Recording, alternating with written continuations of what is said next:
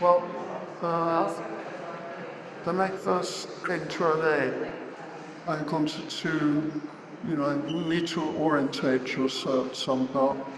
So I was attached onto the LA River because I've always been intrigued by water and the whole kind of ecosystems that water supports.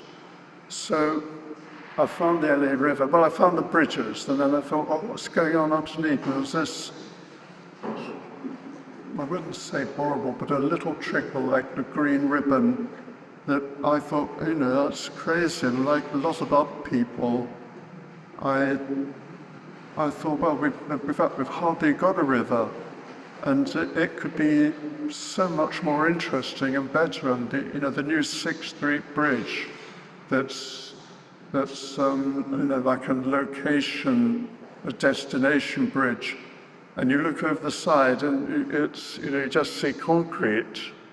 And so my first experience of the river was concrete. My friends lived in pipes that emptied into the river during flood times. And so I spent a lot of time on the riverbed because it was like sort of a haven amongst all the chaos of the city. But then I think as an artist, you can have a kind of vision as well, a romantic vision that a lot of people haven't got time for.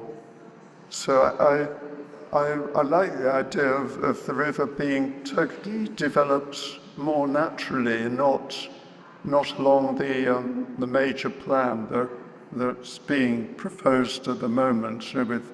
And Geary says, well, we've got all this concrete and we're stuck with it, and I don't think that's the case at all. In Korea, there's a river, is it called the Cheongkyecheon or something, in Seoul, and they moved, it was underground, and they opened it up and removed a whole freeway, and the air temperature dropped, people weren't getting asthma, and here we are stuck with what we've got, and the money's being siphoned off in all sorts of what I think are sort of odd directions. Like Gary's been given $1 million just for his sort of bit of research that he's done. So I think we could just make so much more of the river, and I think that with technology and modern equipment, we could actually remove a lot of the concrete and change it. Okay, so it needs to retain that flood potential, but we need to somehow stop it flooding where it used to flood. But that can be done. I mean, they're building parks that they're going to call wetlands that are 20 foot above the level of what the water is normally.